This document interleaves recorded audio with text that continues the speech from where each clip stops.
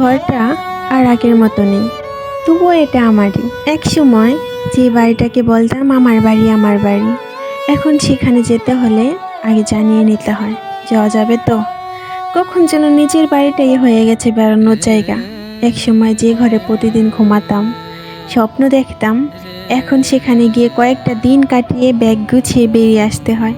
বের হওয়ার আগে বারবার দেখি সব তো নিয়ে নিচ্ছি তো, কিছু ফেলে যাচ্ছি না তো।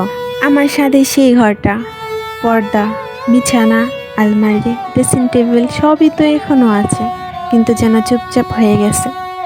এই ঘরে ঢুকলেই এখনও চেনা একটা গন্ধ পাই, পুরোনো দিনের মতো। কোনায় কোনায় লুকিয়ে আছে আমার শৈশব আর কৈশোরের হাজারো গল্প। যে ঘর একসময় এলোমেলো থাকতো, এখন দেখি মা সেটা গুছিয়ে তালা দিয়ে রাখেন, যেন কেউ এসে এলোমেলো না করে দেয়। এই ঘরটাই তো জেনে রেখেছে আমার সব গোপন কথা, বান্ধবীদের সাথে রাতভর আড্ডা, হাসি, কান্না, অভিমান, কিংবা জানালার ধারে বসে আকাশের দিকে তাকিয়ে কাটানো রাত।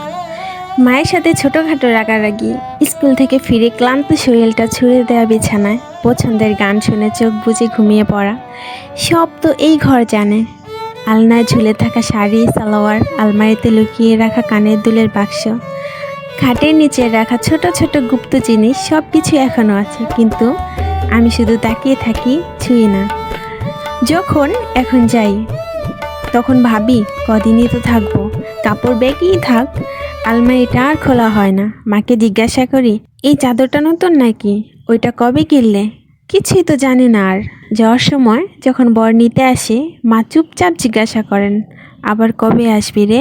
আর আমি নীরব মুখে ব্যাগটা হাতে নিয়ে বেরিয়ে যাই। জবাব থাকে না, শুধু বুকের ভেতর একটা ভারী অনুভব জমে থাকে।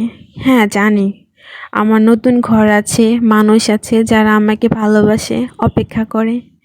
তবু এই পুরনো ঘরটার টান যেন কোনোভাবেই ভুলতে পারতেছি না। প্রতিবার যাওয়ার সময় মনে হয় একবার শুধু পিছন দিকে তাকাই, কিন্তু পারি না।